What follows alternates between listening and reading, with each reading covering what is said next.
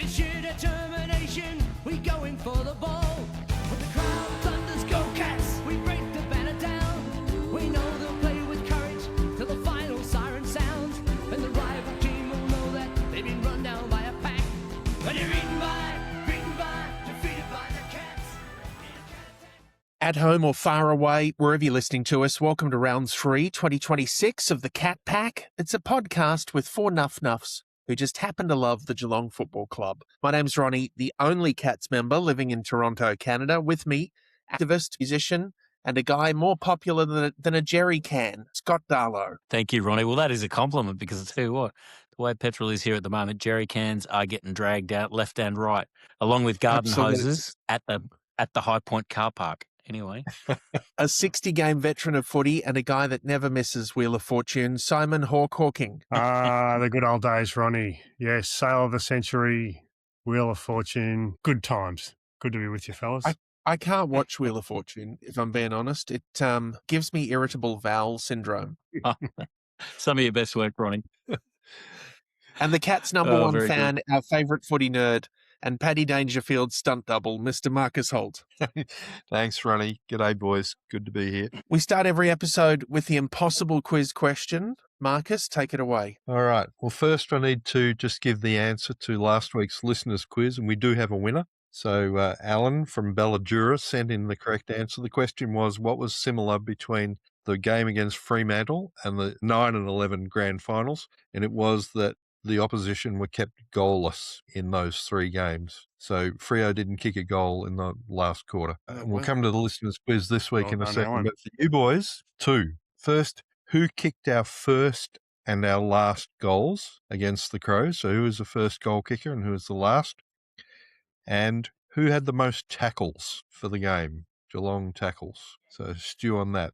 And for the listeners this week, today is my wedding anniversary. I'm not going to tell you what year it is, but if you can follow these clues, you'll be able to give us the answer. So 2 years ago, it was our Austin McCrabb anniversary. Last year was the Dasher Milburn anniversary. And this year is the Monica anniversary. So if you can decipher that, listeners, you could tell us how many years Mrs. Holt and I have been married as of today. Got it. When I think of Monica, I imagine... Where's the dump button? I hear Ronnie say the word Monica, and I'm just ready to edit on the fly. Usually Marcus's quiz questions make me wish I'd paid a bit more attention to the game, but that last one, I think I've worked it out. I have Very too, and nice. I'm trying to remember. I'm trying to remember if Monica and Ian Nankervis were the same. Yes. Were they? Yep. Oh, I think so. Okay. Yep. All right. No I more mean, Marcus, clues.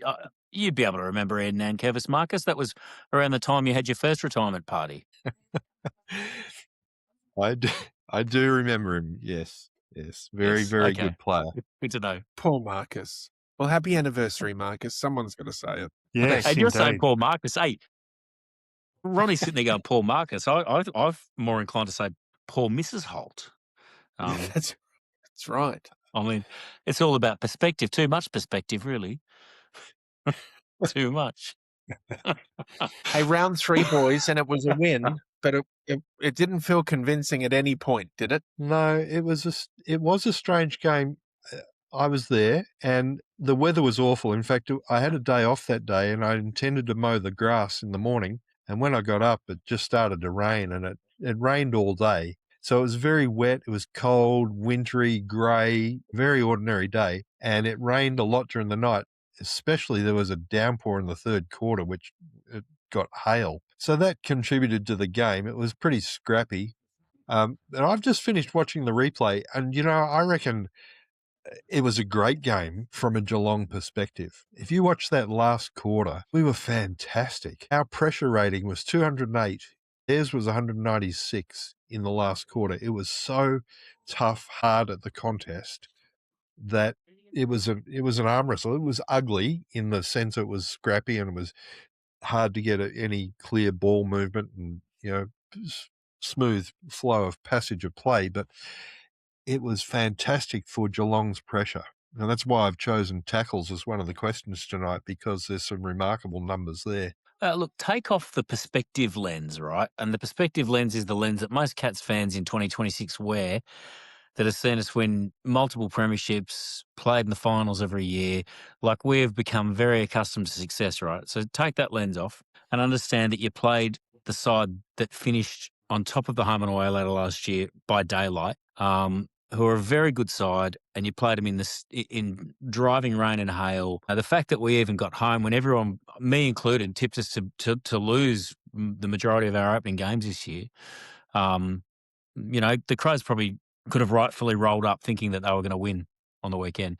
And I feel like we outplayed them significantly for most of the night. So, I rewatched the game again and thought, yep, you know what, it's a tough, scrappy contest, and at no point did any of our players stop giving effort. And I thought it was a very good win. Yeah, I agree.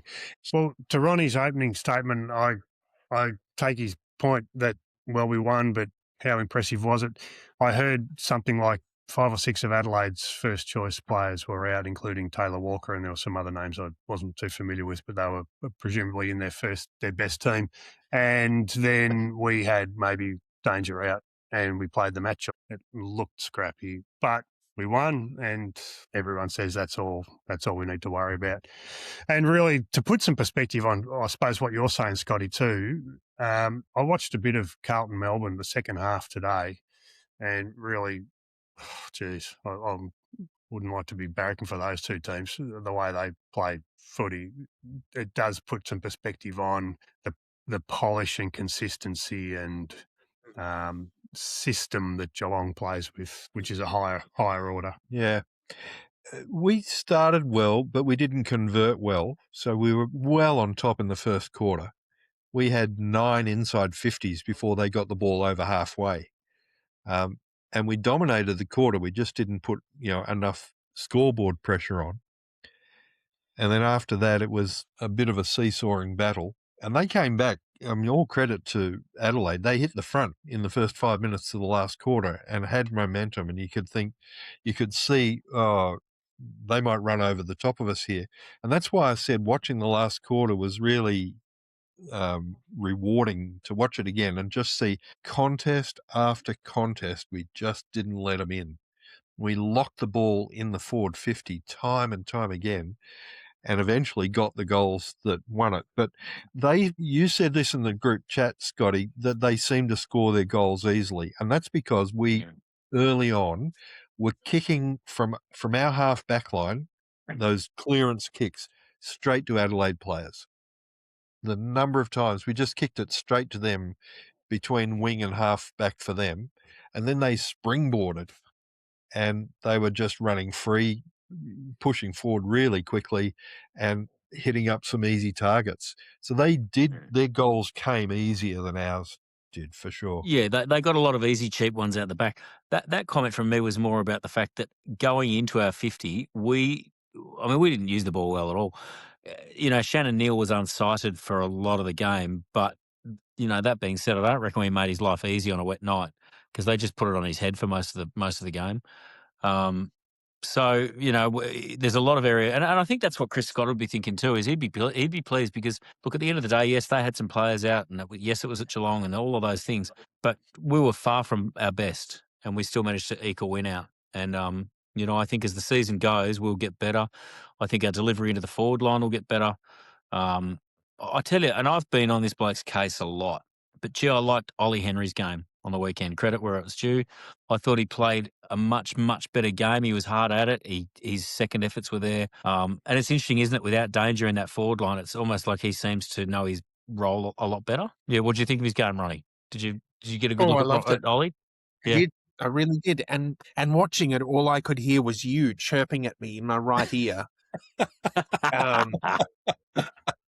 I'm really glad it's you like said an that. earworm, isn't it? It is a hairy earworm. Credit where it's due.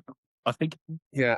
Yeah. No, credit where it's due. I thought he played really well. And I kind of finished that game thinking there was hope for him to still have a place in the side because in principle, on paper, I like him. It's just it doesn't always work out, but I think it worked out. Well, it's interesting, isn't it? Because when Danger went forward, the year before Danger went forward, I think he kicked 40-something goals and he kicked 3 or 4 in that preliminary final that we lost to Brisbane. He had a really good year. And then the next year, Danger goes forward and he just flounders. And then last week, Danger is out and he plays well again. So Yeah, you might have hit on a good point there, Scotty, about that. One aspect I would mention about the game, and Marcus referenced the weather, it's a pattern you see repeated very regularly in wet games, particularly when one side's dominating, and this adds to Adelaide's seeming ease with their first few goals. Geelong were dominating the first quarter, and what happens in wet weather in particular, not exclusively wet weather, but more so in the wet, when one team's dominating, you'll get almost every player forward of the centre circle in the forward line of the team that's dominating. And for that reason, it's harder to score because there are so many defensive players just taking up all the space. So it's a bit of an arm wrestle and a bit of a struggle, and it's messy, and that's what we saw for Geelong, struggling to score. And then And Adelaide getting those goals on the burst because they have so much open space. So all they have to do is get a possession and then have some players anticipate that, run forward, and Adelaide are good enough to do it. And that's why they scored out of a high percentage of their inside 50 entries. The last quarter was a bit of a repeat of the first quarter. We dominated the possession. And again, that same pattern of all the players, mostly in Geelong's forward half. And then, as you said, Marcus, Adelaide were good enough. They kept fighting and they were good enough to still get in front. But that territory dominance that Geelong had and the pressure just won out in the end. And a layman question, Hawk, but in a really wet game like that, the ball gets heavy and is harder to kick and doesn't go as far. Tell us about that. Yeah, and players tend to throw it on the boot more too when they're under pressure, so you get more tumbling, mongrel-type kicks that aren't traditionally good drop punts, and so it just adds to an already a scrappy game because of the intensity and the speed that you see with most games. So, yeah, it becomes just a bit of a battle of attrition. it was interesting. I remember saying to you boys last week that Tom Stewart, I feel like, has lost a yard of pace and has been a bit off his mark. The wet weather slowed everyone down the other night, and he was back to his best. I really hope that I'm wrong and that he is just coming into a bit of form and he, plays like that every week. But it was interesting that, when the wet weather came, he looked like the Tom Stewart of old. Yeah, he certainly Watch looked good. his space. Yeah, he looked very secure and reliable.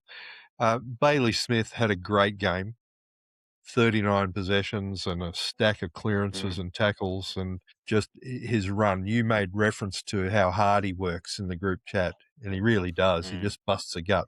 His skills let him down a little bit at times. His kick can be a bit ordinary, but he kicks long into the forward line.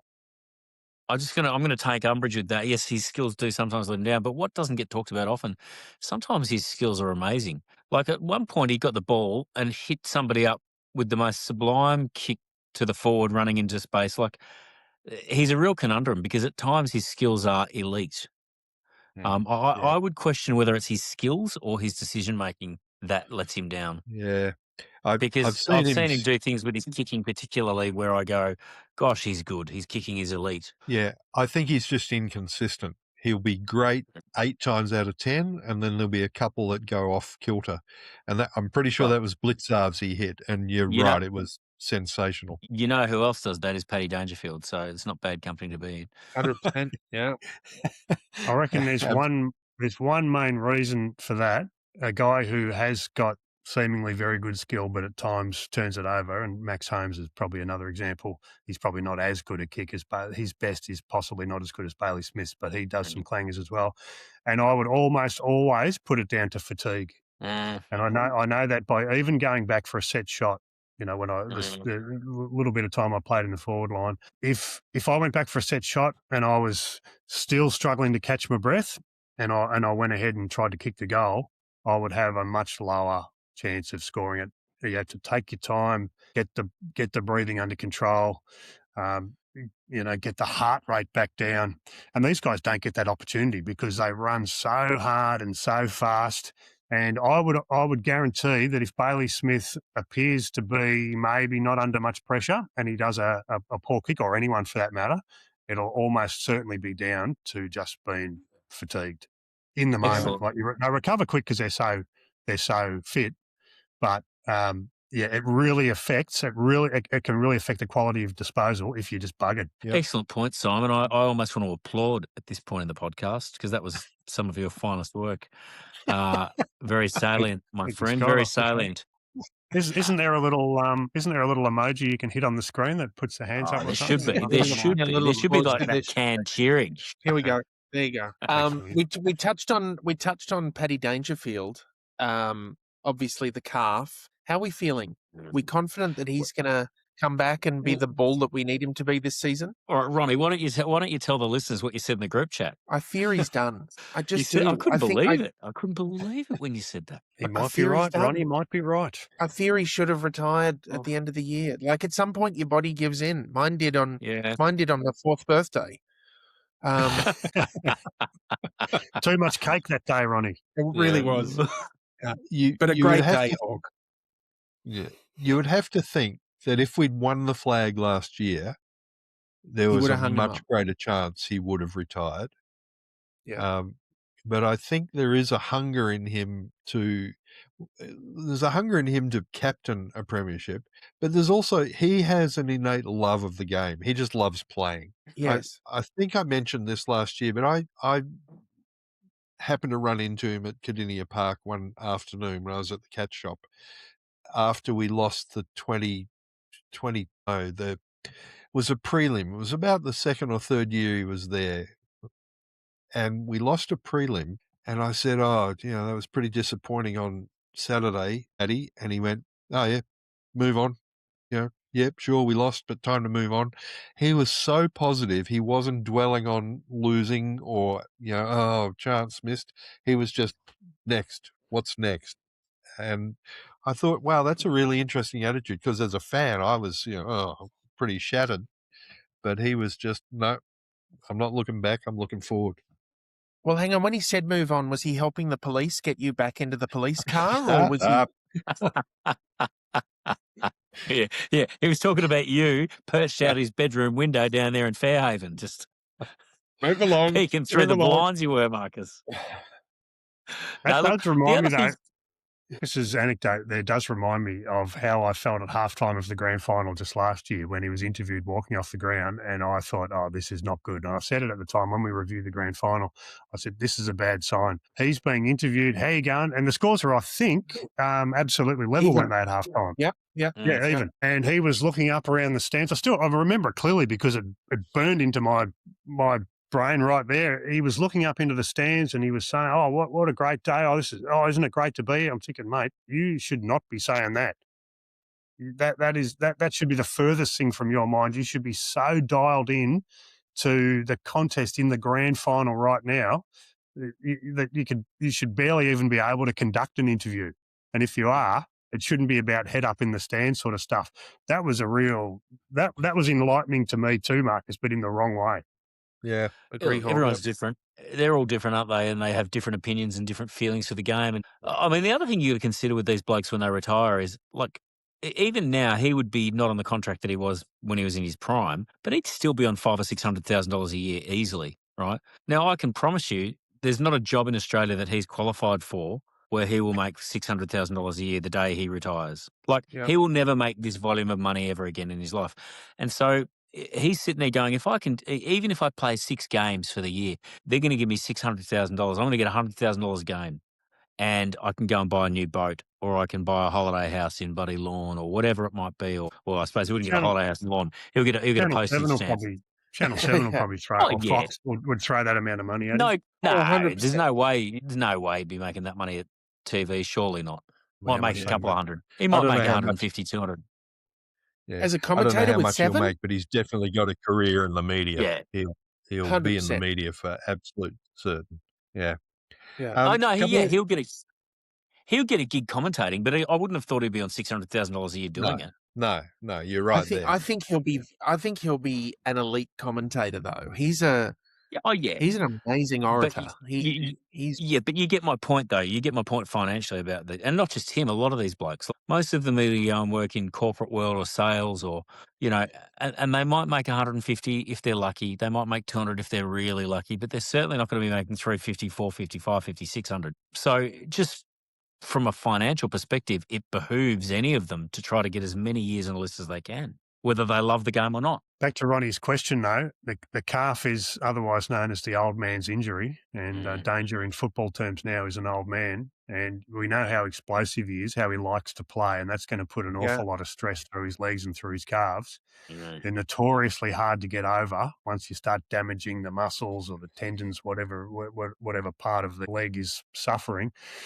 And very, very difficult to come back from, particularly at his age. So, yeah, I wouldn't be surprised if we don't see him much. He might play very sparingly if we're lucky. Yeah, well, you would hope that they'll protect him and use him when we most need him. A couple of other things about the game that were significant. The umpiring early on, I thought, a really rough deal. I thought they missed several frees that should have gone to us. But probably the most crucial free of the night went our way, and that was the Tom Atkins kick over the line for the lasso. That happened right below me. I had a perfect view of it, and I said in the group chat that was not Axe's free kick, but he very smartly picked the ball up and moved it on and got away with it, and we ended up with the Jack Martin goal out of that from round the other side. And so that was a critical moment in the game. So that one free went our way, but early on and even late on, there were some ordinary decisions. There were plenty of Adelaide people complaining afterwards, that was the reason we won. Cry me a river, Adelaide. Decisions go both ways every game. Look, move on, whatever. Let's talk about Jack Martin, though. He is an absolutely sensational recruit. And didn't you love seeing Carlton just give up a 7-goal lead to Melbourne, knowing that they gave Jack Martin to us for nothing? For nothing. Honestly, if there was a Brownlow medal for poorly run administration and poorly coached clubs, Carlton would be the New England Patriots of that award.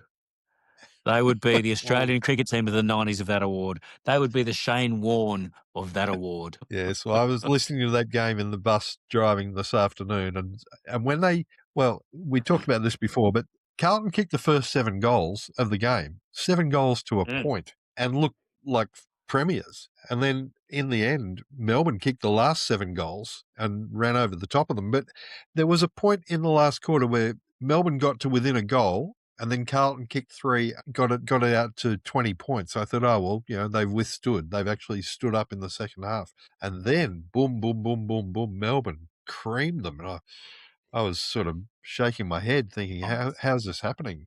So if a ruckman was ever going to win the Brownlow again, and they won't because it's a rubbish award, but if they were, Max Gawn should be leading it by. He was unbelievably influential today. They might have 2 of the best players in the league at Melbourne in Cozzy Pickett. Cozzy Pickett kicked a goal today that I sat watching and just sat there thinking, you shouldn't be allowed to do what he just did. He's a dead set. Oh my gosh, he's a dead set freak. Between him and Gawn, they've probably got 2 of the best 5 players in the comp. Yeah, Max is amazing, brilliant. Oh yeah. Yeah. And sucked. Can we just circle back one more time? Sucked into Carlton. That was glorious to watch. I feel a bit for Vossi because, and I didn't see the first half. I don't, as you know, I don't watch many I didn't see any of the first half, and I was surprised to hear that Carlton kicked the first 7 goals. That obviously suggests that they are capable of doing something right. That's you would hope, you would think is a good sign for Carlton people. But what happened was my in-laws came over and they were watching the first half. So we put the second half on. So I sat down and watched the second half. And it occurred to me that, and we've spoken about the rule changes and how obsessed the game is just now with pace. And it's been that way for a while. But what occurred to me was, and unfortunately for Vossi, this I think is the case, the players aren't either skilled enough and certainly experienced enough. There's too many inexperienced players to handle the ballistic nature and speed of the game. They're just not good enough and experienced enough to play the game the way the coaches are coaching them to do it. And you could just see 2 teams, and I say this a lot, the team that wins is the team that makes the least number of mistakes. Yeah. And there was a great example, and it was a Melbourne guy. I don't know him, but again, my in-law said, he used to play for Brisbane. So it must have been, you guys might know off the top of your head. It was in the Melbourne forward line. It was midway through the last quarter. Carlton guy had fumbled and was on his knees. He had prior opportunity.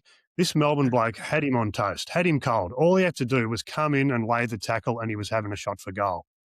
He rushed in, he mucked up the tackle, he got the Carlton bloke high, and the Carlton bloke gets a free kick. And I thought, mate, what are you doing? All you had to do was have a cool head on your shoulders. You had him cold. And I thought, this is just symptomatic of so many players across so many teams now that they just lack the composure or the skill in the moment to execute. Mm. Yeah. I'll tell you a funny incident that happened today. I was driving the bus down Ryrie Street, pulled up, and there was a car in the lane next to me, had a Carlton sticker on the back, a member sticker. It said 2026 proud member, and the Carlton logo. I pulled up next to him, opened the door of the bus, and his window was open. He looked at me like, what's going on? And I said, you're not really proud to be a member of Carlton, are you? And his wife started laughing. And then he looked at me and he said, don't want to talk about it. It's embarrassing. Yeah. That's Marcus, so that's sad. a very good story, but I feel like, was it last week or the week before you told us about the naked lady on the bus? And I feel like you set the bar really high with your bus stories at that point. And I feel like if you're going to tell us bus stories, just try to bear in mind where you've set the bar, mate. Just try to keep that in mind. We need nudity, Marcus, or they don't count anymore. I don't want to hear about Carlton support. Marcus, I don't want to hear about Carlton supporters when you've talked about naked ladies. Well, let me tell you this one. When you drive a bus, you're busting to go to the Dunny, and there's very few places you can stop, but one of them is Geelong train station. So I pulled in there yesterday, went in. As I'm walking out, there's a door. You push it open from the inside, and I've just glanced in the mirror, just checking, oh, you look all right. And so I'm looking this way and I pushed a guy in the face. He just pulled the door open and was walking in, and I've just hit him fair in the face.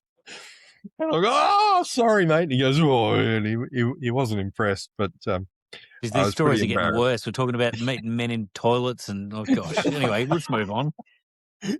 Yeah, I agree. Move on, Ronnie. I think it should be a weekly segment from Marcus on the buses. Feels like the right time to do 3 stars. Who gets your 3 stars from the game, Marcus? All right. Well, I've got a couple. I want to mention, Bailey, who I've said, he had a great game. I want to give a star to the boundary umpire who paid the free kick to Tom Atkins when he shouldn't have. We'll take it.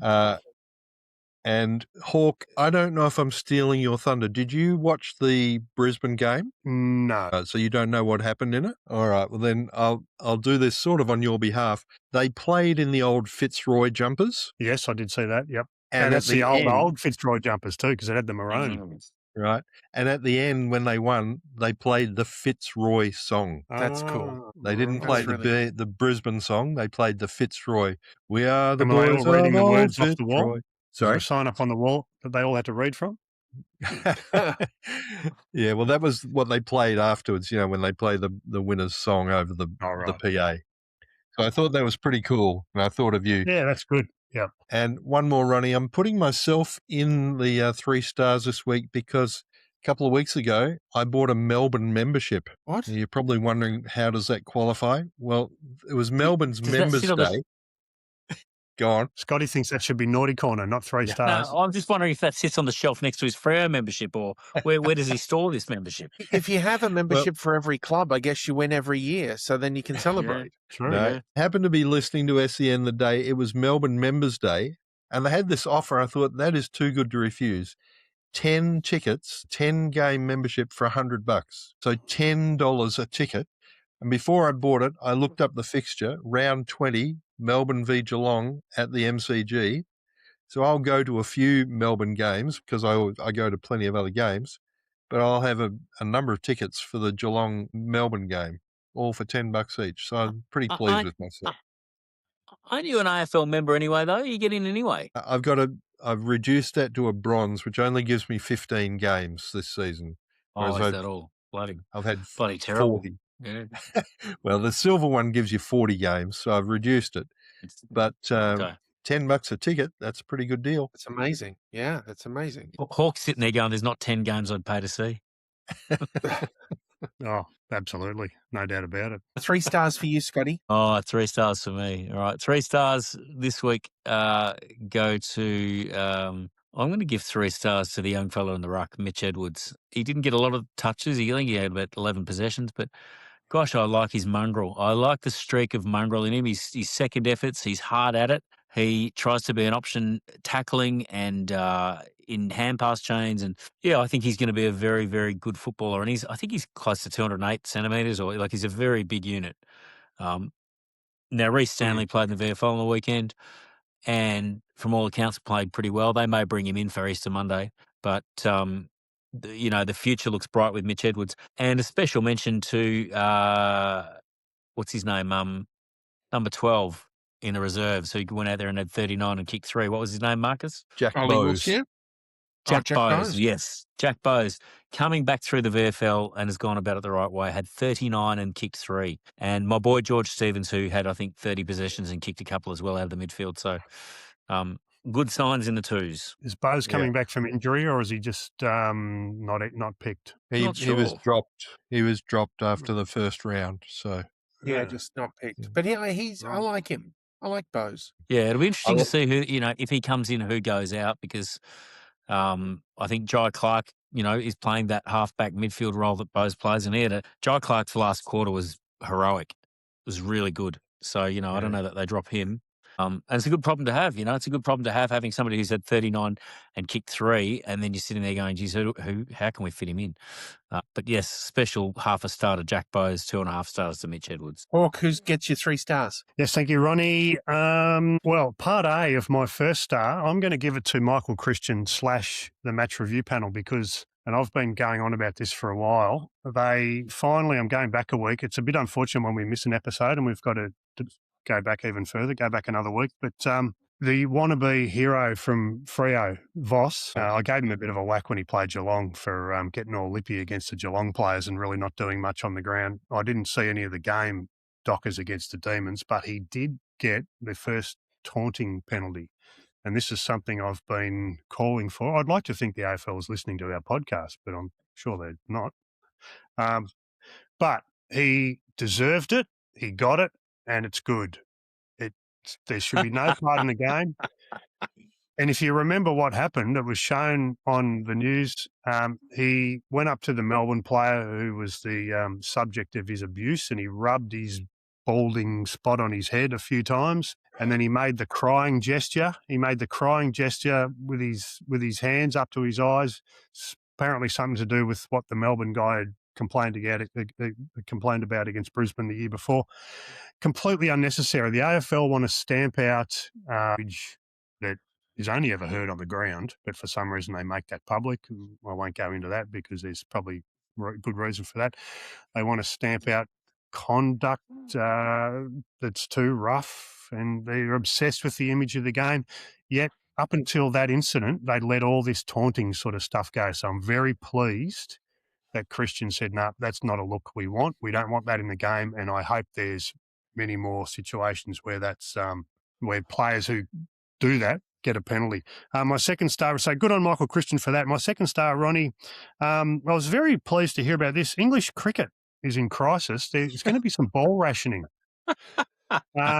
Apparently, they have to outsource the balls to Asia to have the Duke ball, which they use over there, the finished product or something coated over in Asia. And of course, the Middle East is causing all sorts of issues there. So all those tasty, yet at the same time, sun-kissed, pink, oafish, lager-swilling pommy cricket fans might be starved of action this summer. And that warms my heart. And Scotty, you're going to be impressed. This is my third star, Ronnie. Yes, mate. Melbourne gets the third star, not Melbourne, the football team. Melbourne, the city, voted last week the world's best city. I love Melbourne. That's part A. I'm going to revisit part B later. Thank you, Ronnie. Can I just jump in really quickly? Hawk, love those stars. The Voss thing. Can you imagine if he did that to somebody in the 80s? The treatment he would have got, even in your era. Can you imagine the treatment he would have gotten doing that? That's part of the issue. These guys walk around all tough. They know they're protected by cameras. They know they're not going to get any consequence from the bloke giving them a whack back or something. It's cowardly. It's weak. It's pathetic, and they should get wild. It's wild. And sorry, who was your second star to, Simon? Because there was something I thought about that too. English cricket. Oh yeah. Now listen, I won't have you denigrating the English cricket side. As you know, my little mate Eddie Jack is a bee's dick away from coming in and opening the bowling for the Poms. At which point You're a fierce defender of English cricket, and I admire that in you, I Scott. will be singing with the Barmy Army, because I tell you right now, Australian cricket is garbage, and it has been ever since Steve Waugh retired. They are a bunch of rubbish collectors, and Steve Smith's a cheat. Anyway, let's keep moving on. Or gee, dump. Ronnie, have you got 3 No, stars? let's not move on. You Steve cannot Smith. have that. Steve That Smith goes in the edit, surely. Steve Smith. No, this is not being edited. Steve Smith and Dave Warner, after Sandpaper Gate, should never have represented Australian cricket ever again. Yes. It's a gentleman's game, and they are cheats. They are disgraceful. Anyway, I'm in the Barmy Army. I'm still back at ball rationing. I've been doing that for years, not by choice. Yeah, Marcus I like- used to, but then he discovered the toilets at Geelong train station. Poor Marcus. Boys. Ronnie, give us your 3 stars. Get us back to normal, please. Thank you. For me, it was Ollie Wiltshire. I loved his game. I thought that he looked like someone who belonged on the paddock every week to me. And one of those situations where it makes you feel like the future's bright. I loved it. Yeah, he was good. And somebody else I'll just throw in here. Ocean Mullen kept Isaac Rankin to 6 possessions for the game. He did a brilliant job tagging. It was good. I'll keep going with the naughty corner. I'll lead the way. For me, the naughty corner today is the AFL. I'm bordering moving on into cranky Hawks old territory. man territory, which isn't my job on this podcast. I am. I'm sorry, Hawk. I'm cutting your grass. But Welcome it, Ronnie. I welcome it. they got to stop messing with it. They got to stop messing with the game. The Atkins free kick that was the source of conjecture, and you saw it and all of that, Mark. I don't care. Leave the game. Leave the rules like they used to be. We didn't need to change that. I'm still angry about the 666. I'm still angry about the goal square no longer being used. We don't even bounce the ball at the start of the game anymore. Like, I'm genuinely losing a love for it. I'm walking into your world, hear you, Hawk, Ronnie. where Yeah. it's not the same hear you. game. Oh. Anyway, thanks for coming to my I'm TED just Talk. gonna, Ronnie, Yeah. that TED Talk reminded me of one of the stars I wanted to give. I tuned in a couple of times this week to a certain breakfast program in Toronto on the airwaves of radio. And Ronnie, you are fabulous. So you get a star this week, Ronnie, because I've enjoyed your repartee with your wonderful co-host. People don't realise you, how Scott. Ronnie, or some people will, but a lot of people won't realise how big Ronnie is in the world of radio. The world. He is a international very big world of star. radio. Yeah. Stop it. Ronnie is in radio. Ronnie is to Canadian radio what Marcus and George Markle are to men's bathrooms. And, Yeah. Which is, that's quite the feat. yes. Marcus, while we're picking on you, who gets sent to your naughty corner? Well, I've got a pretty good idea. Well, he was already in there for reasons that will become obvious in a moment. But for his continued slurs against me and my good character, Darlow has taken up residence in the naughty corner. But he earned his place there because I have to tell you, listeners, that last Sunday, Hawk and Ronnie and I duly logged into the studio to record a podcast, and the illustrious Mr. Darlow chose to sleep in instead and left us all hanging. So we had a good chat, but we did not record a podcast last week, unfortunately. So, Scotty, And for that... he denied our 11 committed listeners the pleasure of another episode. Yep. Don't apologise to us, Scott. right. Apologise to the audience. To all the kiddies out there. that you've heard. To Neil Esperance and Marcus Holt's family, I humbly apologise. That's as good as we're going to get. Hey, one more, Ronnie. Yep. And this is a bit of a sad one and slightly serious, but my mum is going in the naughty corner this week because she's 87 years old, and in all of her years of driving, she's never had a ticket, never been caught speeding or doing anything wrong, never had a crash. And unfortunately, this week she did have a crash, and she's in hospital with a broken collarbone and a bit shaken up.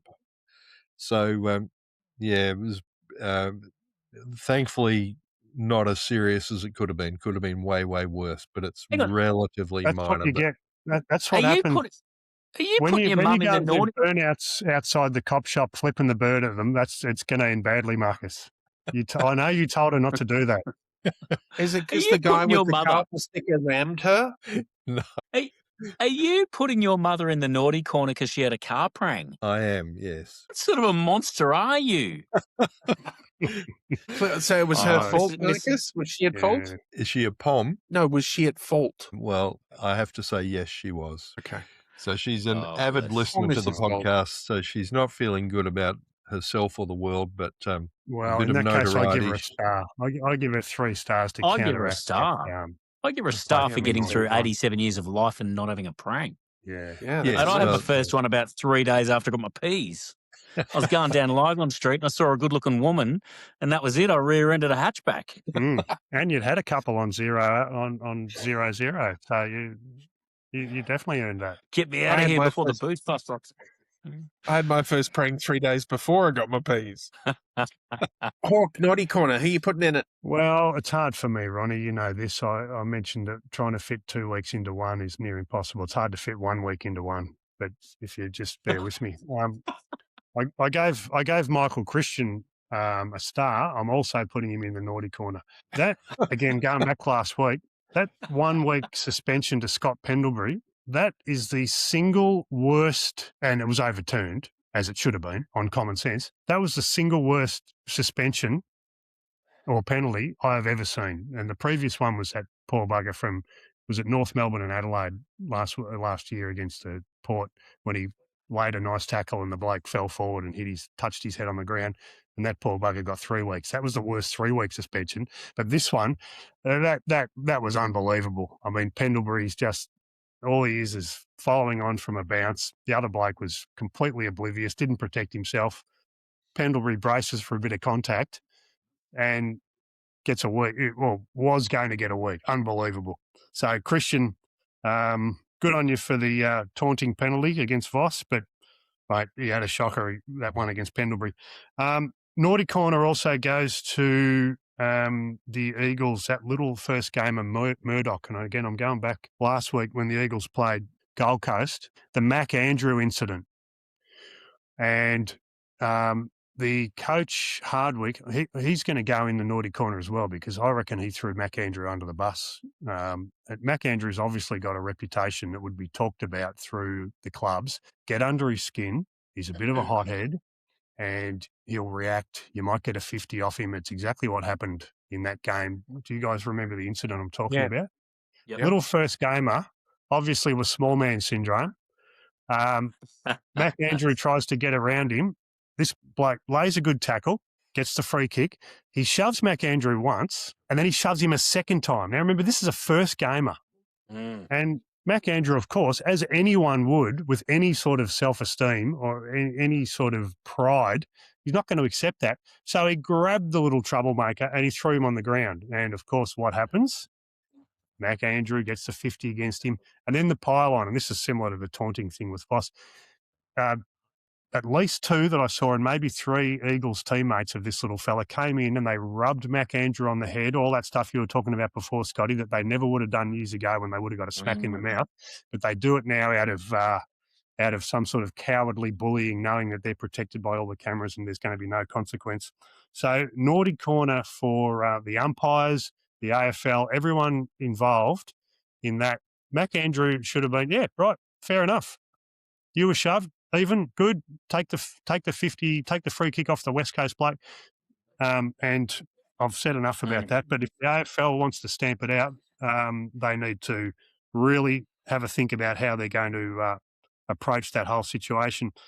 And I reckon I put the coach, the Gold Coast coach, Hardwick, I put him in the naughty corner.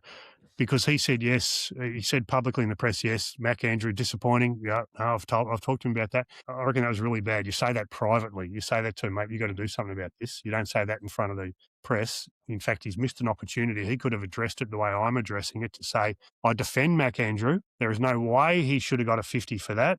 The AFL needs to look at the way this has been conducted. That was completely weak and pathetic by West Coast, the umpires, et cetera, et cetera.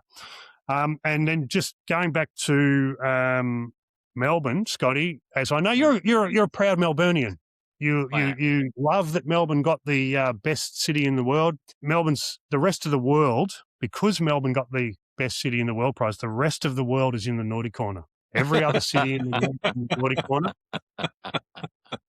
Here is the city that coffee too expensive. Going out for a beer, absolute rip-off. There's fines for everything, red tape, rules and regulations, home invasions. We got stabbings all over the place. The government is owned by the militant unions, and still Melbourne is the world's best city. Simon, So everyone Simon, else, every other city in the world, what's going on? Get your act together. Simon, do me a You must be favour. better. Please stop reading Rupert Murdoch's news articles. I never do. I never do. Well, you've just I parroted the never front do. page of the Herald Rag. Anyway, No, I never In the do. I spirit know of- exactly the issue with the Murdoch press. I'm doing this in great hope that the rest of the world will become a better place, Scott. In the Well, spirit of that's a very moving altruistic forward, dream. Hawk, Ronnie. moving forward in the spirit of time, maybe in the naughty corner we get a list from you of the people who aren't in it, mate, just for next week. Just something to think. Well, I hope we're going to record next week, Ronnie. Then we won't have a backlog, and I'll get through it much Well, quicker. but yeah, and just when you thought I'd finished, that Ronnie. depends on Scott's sleep schedule. That's true. Yeah, it depends on Scott if running up. Just when you thought I was finished, Ronnie, I'm not. I have one more naughty corner. This is its own podcast. The cats are going in the naughty corner. Ooh, controversial. They're going in for their lack of enthusiasm in singing the club song. Oh, yeah, okay. You've had a win. Fair. You've had a win, boys. You might not rate it. You might want to be playing it down. You might want to be sending a message to the rest of the AFL that we're all about business and this is just one match that we're putting down. We don't want to celebrate. If you're going to sing the song, sing it with some enthusiasm or don't sing it at all. Boy, you know the problem is, as they're walking off the ground, they cannot help but hear that filthy verse 2. And that is what upsets them for the singing of verse 1. It's You awful. might be right.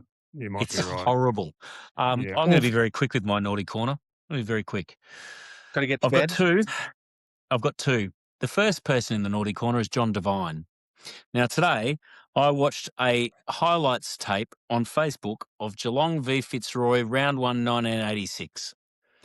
Mark Jackson kicked 6 of 9 goals in a losing side against Fitzroy, and 2 weeks later, John Devine had kicked him out of the club. And for a young, impressionable schoolboy, I was heartbroken. And watching a full forward kick 6 out of 9 on a losing side to then be binned 2 weeks later, John Devine, rest in peace, but you're in the naughty corner for a week. Number 2, naughty corner, and this is a bit more serious. Did you boys see Tristan Sherry? Is it Tristan Sherry, the North Ruckman? And he wiped his blood on that lad's face, the Essendon player's face. Honestly, what a dead set grub. He ought to get 6 weeks for that. You know what? I'd rub him out for 10 weeks for that. That's feral, and he ought to get 10 weeks, and he's a grub. He will get a substantial suspension for sure. I didn't see it, but I've heard a lot about it today. I think it was one of those spontaneous acts that you do sometimes, and then you think, "Oh, what did I do that for?" You know, we've all made mistakes. You know where what? We think, No, hang on. no excuse. No excuse. I'm not excusing it. It's inexcusable. But I think in that moment, I don't think he's a horrible person. I think in that moment he's had a brain fade, and he'll pay a big price for it. But I'm sure he's not. He ought to get. He got to. If he doesn't get 6 weeks, I'll be disappointed. Like when you concussed the guy just trying to walk into the bathroom, Marcus. All he wanted was a pee, and he nearly ended up in a hospital. It's the same thing. He did apparently. Sherry did apparently ring the Essendon bloke. Right. Yeah. But you know. But so did the Essendon coach. Yeah. Look, it's a horrible thing to do, but it's not going to happen again. It's like the bloke whose missus goes through his phone and finds all the bloody messages to the secretary, and then he wholeheartedly apologises. Like it's very easy to ring the bloke up and apologise after you've been seen on national TV. Like, and I get it, you know, spur of the moment. But honestly, that's because you're talking about things like hepatitis, really serious health risks. Like that's not just to shove your face after you've kicked a goal. He ought to get 6 weeks minimum for that. Speaking of Essendon, who's going to get fired first, Voss or Brad Scott? Oh, you know what? It should be Voss, but it'll be Brad Scott. And I have a conspiracy theory here. James Hird is currently coaching Port Melbourne. Now, on the team sheet, it says that Brendan McCartney is coaching Port Melbourne, but if you go and watch Port Melbourne play, James Hird is, for all intents and purposes, coaching that club. His son, Tom, is the captain at Port Melbourne. There is still a group that are connected to Essendon that would love James Hird to to come back and coach Essendon. And a part of it is that they feel that he was done hard by with the whole Assad, with the drug scandal and all of that stuff, and this would seem to be a statement to the world of, you know what, he wasn't guilty in the first place. I reckon that there would be a group involved with Essendon who are, scheming to bring him in partway through the year this year to coach the year out. Yeah, I can see that. Could be. Yeah, I think unfortunately Vossi might be the one leading that charge just because of last year and the review at Carlton at the end of the year, and he survived that. But they're not going to have too much more patience. And again, it's so multifaceted that. And outside looking in, he might still be he might be a good coach, but the coach is always the one that suffers, goes first. The thing about Carlton though, and this is the thing, right? It's all well and good to sack someone, but you've got to have someone else to sit in the seat. And I actually Googled Carlton's assistant. There's nobody at that club who you've even heard of assistant coaching at the moment. Do you know what I mean? Like, okay, you can sack Voss, but then what do you do for the next 16 weeks? Mm. Well, I did just err too. I said the coaches always want to go first, but of course, as you point out, the review last year, other people went and Vossi survived. So it's not always the case. I reckon, and they've got Graham Wright running the show down there now at Carlton, which is a new appointment. He's come from, he was at Hawthorn and then at Collingwood, but I think he'll be preaching stability.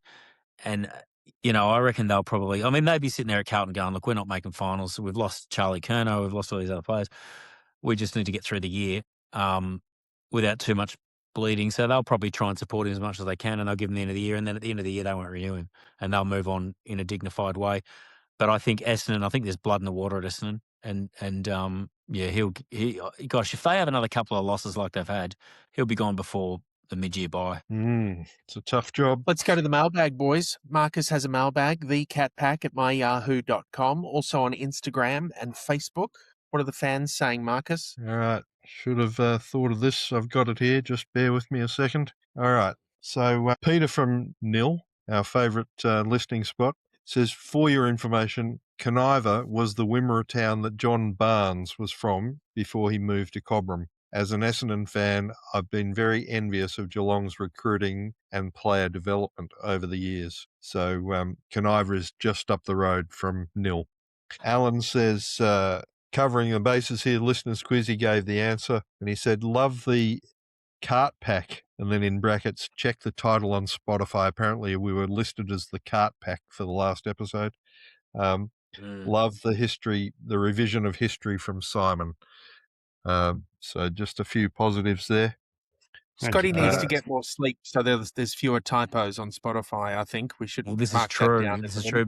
Yeah, put that in the minutes. Well, the other great Essendon player that came from Coniva, of course, is Roger Merritt. And it should. The point shouldn't be missed that, and Peter may or may not know this, that Scotty is a tremendously loved figure out at Rainbow Japarrett. Just Japarrett, mate. That was before the merger, but anyway. Yes, before the merger. My mistake. Yes. Sorry, Parrott. Yeah. So you're probably not too kindly thought of at Rainbow. No. Or Japarrett for that matter. Yeah. Right. Hey, this is not in the mailbag, Ronnie, but you might appreciate this as an interesting nerdy stat. In the AFL era, since 1990, the teams with the best winning record, Geelong and Essendon, have both had 21 wins, 1 loss seasons. And Carlton and Collingwood have had 20 and 2. And St Kilda have all had seasons where they've won 20 and lost 2 games. This is just in the AFL era. So Geelong is at the peak with that stat. But the one that's more interesting to me, Carlton's worst season, 2 and 20, 2 wins, 20 losses. Collingwood, 4 and 18, 4 losses. 4 wins, 18 losses. Essendon, 3 and 19. Richmond, 2 and 21. Sydney, 1 and 19. Hawthorn, 4 and 18. So these are all teams. And Brisbane, 3 and 19. West Coast, 1 and 22. So the most any of those teams have won in their worst season is 4 games. Compared to Geelong, our worst ever season, 7 wins, 1 draw, 14 losses. So twice as good as any other team. All those teams that have all won premierships in the AFL era. So we've got the best winning record and the best of the worst records as well. So We've said this before, but we are incredibly blessed as Geelong fans. The level of success and competitiveness we've enjoyed for such a long period. Okay, so question, right? Now, Marcus, I can see as you rattle off those stats about how Geelong have won all these games, you have a clear look of joy in your face. Clearly, that brings you joy. Should I raise this with my therapist that it brings me far much more joy when you say things like St Kilda lost a lot of games and Carlton lost a lot of games? Like, the joy I feel knowing that St Kilda have gone and spent a king's ransom on a bunch of players this year and they are still garbage collectors. It makes me so happy. Yeah. Oh, yeah. No, you've got Is that some, something you've I got, should bring up? Should I bring that up with the doctor this week? Yes. you've got some issues, Scotty, but we love you. Right. The interesting thing is that Marcus finds these delicious stats about all of the clubs that he's a member of. Freo, Melbourne, Geelong, Cheers, love. Tottenham. Yeah. Oh gosh, I'm loving watching Tottenham. I'm loving watching Tottenham slide into relegation. You have no appreciation of the pain that is causing for me and my mates who are Tottenham fans. It's No, but I do. I think that's why, Marcus. Let's go back to the quiz. You started our podcast with a crazy quiz question. Yep. All right. Who kicked our first goal and who kicked our last goal? Scotty? Tom Stewart kicked our first goal. He did. Yes. And our the last goal should have been kicked. Our last should have been kicked by Mark Jackson, but John Devine got rid of him. No, I don't know who kicked the last one. Or who kicked the last one? I don't know. I'd like to say I was paying particularly close attention. Was it? I do know. I do know. Who was it? Yeah. Was it Yeah. Max Holmes? No. It was a Who very was it? important goal because it set up what ultimately became the match-winning lead. So it was the blonde winger, Ollie Dempsey, yes. Ollie Dempsey. And in that God last bless him. quarter, he had about 4 or 5 chances where he flew for marks. They bounced off his chest. He just couldn't hold the mark. Ball was on the ground. Finally, he picked one up and kicked it over his head and put it through. And that was ultimately the winner. I've got a late entry for the naughty corner. Brian Myers decided in a rush of blood that caused me to exclaim WTF on the text chat, decided to kick backwards directly to an Adelaide player who gave it to Riley Thilthorpe, who launched a shot at goal that would have brought them back to within 3 points or 2 points with still a minute left to play. Thankfully, Ocean Mullen got a spoil in that stopped the goal. It would have sent us into absolute panic mode. So I don't know what happened to Grind because he's a brilliant player and he delivers the ball beautifully, but he kicked it directly to an Adelaide player, kicked it backwards to him. Now that perplexes me, Marcus, because you'll put Brian Myers in the naughty corner, who is one of our most elite, consistent performers, and yet Sean Manor, who takes all kinds of ridiculous hero goal snaps, should not be allowed inside forward 50, right? Should not be allowed inside forward 50. You know, you support Sean Manor like a bloody wealthy benefactor supports a Make-A-Wish Foundation kid. It's perplexing to me. Well, But Scotty, Manor you're going wasn't to want to put Matthew Lloyd in the naughty corner because I did happen to see a bit of the Sunday Footy Show this morning, and he said Sean Manor is an elite small forward. Mm. Yeah, Matthew Lloyd is to full forwards like, you know, he's when your mum, you know, when you were poor, when you were growing up, maybe you weren't poor, but for those of us that were poor and you'd go, Mum, can we please have hamburgers? We want Maccas. And your mum would be like, you don't need Maccas. And she'd just get some rissoles out of the fridge and she'd get some Wonder White bread and then she'd get you a can of RC Cola and she'd be like, this is just as good as Maccas. That's what Matthew Lloyd is to full forwards in comparison to any decent full forward like Gary Ablett or Tony Lockett or Tony Modra or... He's the RC Cola, so he can put himself in the naughty corner because he's rubbish. All right, keep going. Yeah. Well, Ronnie, I need to tell you, I have worked it out. I've solved the mystery of the universe here because there are 2 repetitive themes from Darlow. One is he's down on Sean Manor. He does not like or rate Sean Manor. And secondly, he cannot abide... and you keep saying that. That's not true. No, that's not... There's evidence of years of criticism. That is not true, Marcus. You are misrepresenting me.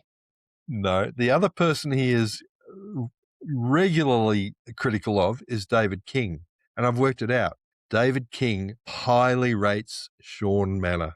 You know what? You are showing your ignorance in this topic, Marcus. I rate Sean Manor. I don't rate him inside 50. Put him on a wing, put him on half back, put him on a high half forward. I think he does excellent things with the ball. I don't like the fact that he takes ridiculous shots at goals and burns his teammates and turns the footy over in situations where he shouldn't. And David King I don't like because he upended my scam at the Tunnel nightclub in the 90s where I was getting a free drink card every week, and he told the door chick that I was not Stephen Stretch. That's one of my issues with him. That is unforgivable. And Yeah, Hawk, really you know hard- about that hard to because you come were to there. terms with. Yeah, you Hard to were get that up. Yeah. And then Hawk, that impacted you because then I had to take you in there to get the drink card from then on. Yeah. Oh, that didn't end well for either of us. Yeah. That No.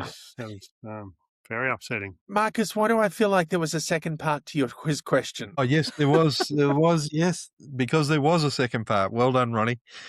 Who had the most tackles for Geelong? Atkins. A good guess, Mullen. but no. Mullen. Sorry? No, Ocean Mullen. no. Ronnie's answer is always the right answer unless Marcus has asked that exact question. Yes, you Story can be of my life. forgiven for choosing Atkins, but no, it wasn't Tom. Tom was said- Blitzabs? No. Mm. Yes, Tom. We're stumped. Hawk's sitting there going, they've named the 3 Geelong players I know. Who will I? Was it Selwood? Hawk's sitting there going, Bruce Nankervis? Ollie Ray Farmer? Card? No, I know they've retired. No, Tom Atkins and Brian Myers both had 8 tackles, but coming in on top with 10 tackles was Bailey Smith. Ah, there you go. Nice. Bravo. Yes. Nice. And You love again, to I see it. encourage you to watch that last quarter again because the pressure was what ultimately won us the game. Just keeping the ball inside forward 50 until we finally got the goal we needed was all to do with pressure. Good win. Very good win. Watching the All right, last boys. quarter again is not on my to-do list, Marcus, because I do have to watch the replay of Milan San Remo. The world tour is heating up in the cycling, and I'm very excited. The one-day And In the I- same way that full swing. In the same way that Marcus is committed to every other AFL club as well, your commitment to every other sport, Hawk, is amazing. I shall be too busy watching QPR, who have had a couple of very good wins in a row. If you want to have a week where you don't cry yourself to sleep over a soccer result, maybe have a look at QPR this week because they are coming home with a wet. They're coming home with a wet sail. I'm a man of the world, Ronnie. What can I say? I get it. Big Yeah. Brother is tuning in, Scotty, because I keep getting QPR highlights on my Facebook feed. Well, they've actually got a couple of Aussies playing for them at the moment as well, which gives it a bit more excitement for those of us down here. You get around them, get around the R's. Indeed. All right, lads. Well, thank you for spending some time with us. The podcast, unlike the banks, our interest ratings are well below 6%, sadly. I've seen the reviews. Till next week, we're the CatPack, celebrating the greatest team of all. See you later, boys. Hooroo. Yeah.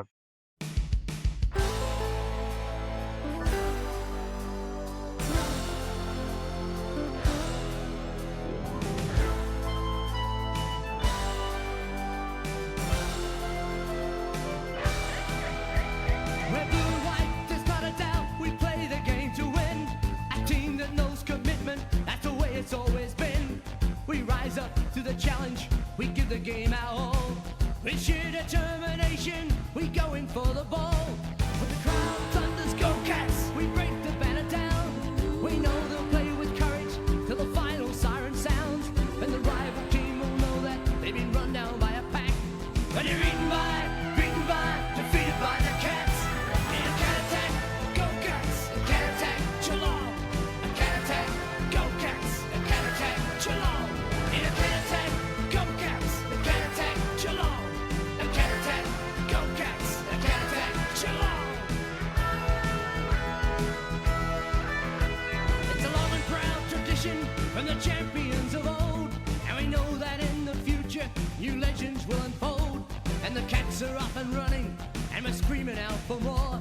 You can feel the pressure rising, you can hear the whole town roar.